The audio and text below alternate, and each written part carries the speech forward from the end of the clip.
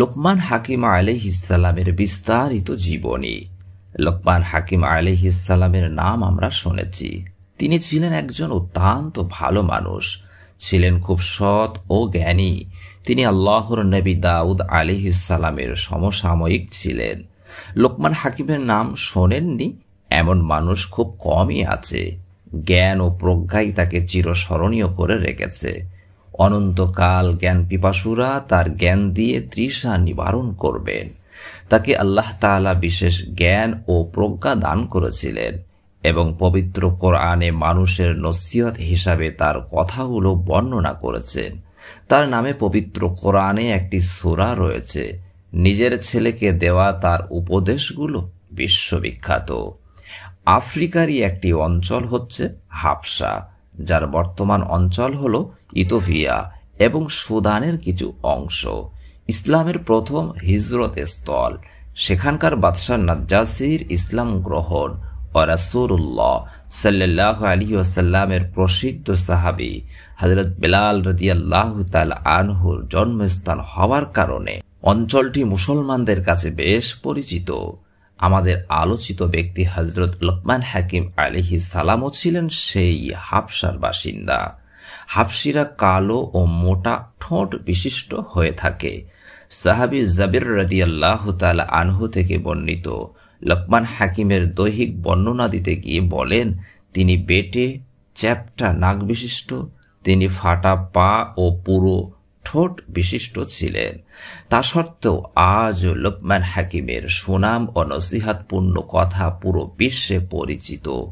এর মাধ্যমে বোঝা যায় জ্ঞান ও বুদ্ধি কোনো নির্দিষ্ট ভূখণ্ড, বংশ বা সম্পদ দিয়ে অর্জনের বিষয় নয়। দুনিয়ার যে কোনো অঞ্চলে, বংশ বা জাতে জ্ঞানী ব্যক্তি জন্ম নিতে পারেন। লোকমান হাকিম আলাইহিস সালাম সকলের কাছে হাকিম হিসাবে পরিচিত ছিলেন। হাকিম মানে হচ্ছে যার মুখ থেকে প্রজ্ঞাপূর্ণ কথা বের হয়। লোকমান হাকিমের কথা ছিল অর্থবহ। মানুষের মাঝে তার কথার প্রভাব ছিল ব্যাপক। এখনও তার কথাকে বাণী হিসাবে লিখে রাখা হয়। লোকমান হাকিম আলাইহিস সালাম পেশাগত দিক থেকে ছিলেন একজন কাঠমিস্ত্রি। সামান্য আয়ের মানুষ হলেও তিনি কখনো অর্থের জন্য অনৈতিক কাজে জড়াননি।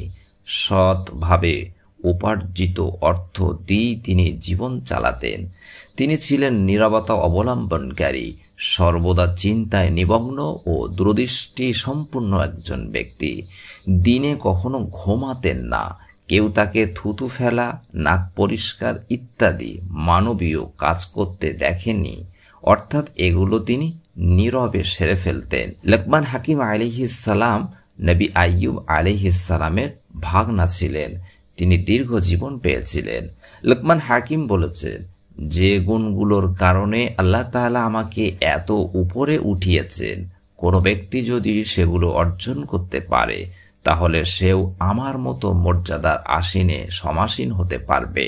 সেই গুণগুলো হলো নিজের দৃষ্টিকে নিচের দিকে রাখা, জবানকে বন্ধ রাখা তথা চুপ থাকা, হালাল আয়ের উপর সন্তুষ্টি থাকা, লজ্জাস্থানের হেফাজত করা, সত্য কথা বলা, অঙ্গীকার পূর্ণ করা, মেহমানের ইজ্জত করা, প্রতিবেশীকে কষ্ট না দেওয়া, অনার্থক কথা ও কাজ পরিহার করা। এক বর্ণনায় পাওয়া যায়, লোকমান হাকিমকে এক লোক এসে বলে, তুমি ওই ব্যক্তি না যে আমার সঙ্গে মাঠে ছাগল চড়িয়েছ? আচ্ছা বলো তো, তুমি এত বড় হলে কিভাবে? লোকজন দূর দূরান্ত থেকে তোমার কথা শোনার জন্য আসে এবং তোমার এত বড় বড় মজলিস বসে। উত্তরে তিনি দুটি গুণের কথা বলেছিলেন। দুটি গুণের কারণেই আল্লাহ তাআলা তাকে এত বড় করেছেন। এক, সদা সত্য কথা বলা। দুই, অনার্থক কথা বলা থেকে বিরত থাকা।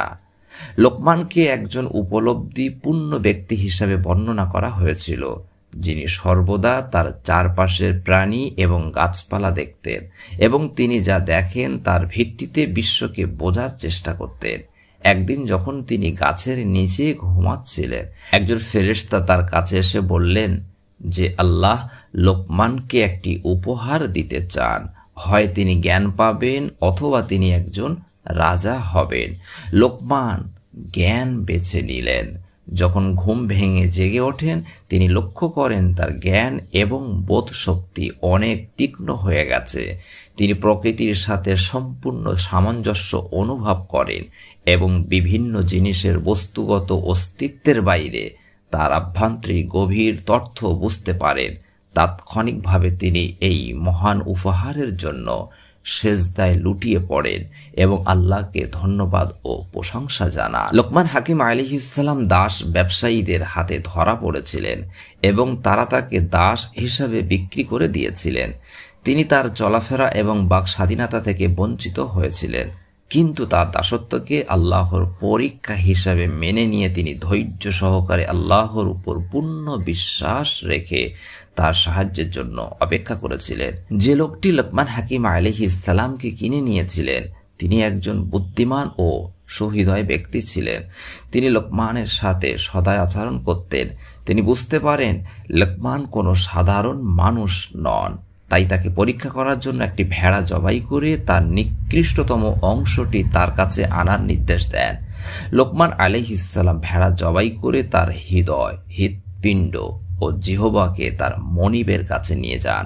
এগুলো দেখে তার মনিব মৃদু হাসেন। তিনি লোকমানের সবচেয়ে খারাপ অংশের বিচার দেখে মুগ্ধ হন। তিনি বুঝতে পারেন লোকমান কোনো গভীর অর্থ বোঝানোর চেষ্টা করছেন। তখন থেকেই তার মালিক লোকমানের প্রতি আরও আগ্রহী হয়ে ওঠেন এবং তার প্রতি আরও দয়ালু আচরণ করতে থাকেন। কিছুদিন পরে তিনি লোকমানকে আবার একটি ভেড়া জবাই করে পশুর সেরা অংশগুলো তার কাছে নিয়ে যেতে বলেন। লোকমান তার মনিবকে অবাক করে দিয়ে আবার একই অঙ্গ, হৃদয় ও জিহ্বা নিয়ে আসলেন। তার মনিব লোকমানকে জিজ্ঞাসা করলেন কিভাবে হৃদয় এবং জিহ্বা উভয়ই সর্বোৎকৃষ্ট এবং নিকৃষ্টতম অংশ হতে পারে। বুদ্ধিমান লোকমান উত্তর দেন, জিহ্বা এবং হৃদয় মধুরতম অংশ যদি এর মালিক খাঁটি হয়, আর যদি সে খারাপ হয় তবে এগুলোও তেমনি খারাপ হবে। এরপর থেকে লোকমানের মনিব তাকে অত্যন্ত সম্মানের সাথে নিজের কাছে রাখতেন। বহু লোক লোকমানের নিকট পরামর্শ নিতে আসতেন এবং তার জ্ঞানের খ্যাতি সারা দেশে ছড়িয়ে পড়ে। লোকমান হাকিম আলাইহিস সালাম তার ছেলেকে 100টি উপদেশ দিয়েছিলেন। এর মধ্যে সাড়া জাগানো 10টি উপদেশ এখানে তুলে ধরা হলো, যেগুলো পবিত্র কোরআনে সূরা লোকমানে উল্লেখ করা হয়েছে। 1. আল্লাহর সঙ্গে শিরিক না করা। 2. পিতামাতার সঙ্গে ভালো ব্যবহার করা এবং আল্লাহর পরে তাদেরও কৃতজ্ঞতা আদায় করা। 3. পিতামাতা শিরিক কুফরি করতে নির্দেশ দিলে তাদের কথা মানা যাবে না, তবে তাদের সঙ্গে স্বাভাবিক ভদ্র আচরণ অব্যাহত রাখতে হবে। 4. অপরাধ যত ছোটই হোক তা হতে বিরত থাকা অপরিহার্য, কারণ কিয়ামতের দিন আল্লাহ তা উপস্থিত করবেন। 5. সালাত কায়েম করা। 6. মানুষকে ভালো কাজের আদেশ দেওয়া এবং মন্দ কাজ হতে নিষেধ করা। 7. বিপদাপদ মানুষের দেওয়া কষ্টে ধৈর্য ধারণ করা। 8. মানুষকে অবহেলা করা যাবে না। 9. চলাফেরায় অহংকারী মনোভাব পরিহার করে মধ্যপন্থা অবলম্বন করা, খুব দ্রুতও নয় মধ্যস্থও নয়। 10. নরম ও নিচু আওয়াজে কথা বলা। প্রিয় দর্শক, লোকমান হাকিম আলাইহিস সালামের বিস্তারিত জীবনী ভিডিওটি কেমন লেগেছে আপনার? আপনারা দেখছেন গল্প। সাবস্ক্রাইব করুন, সঙ্গে থাকুন।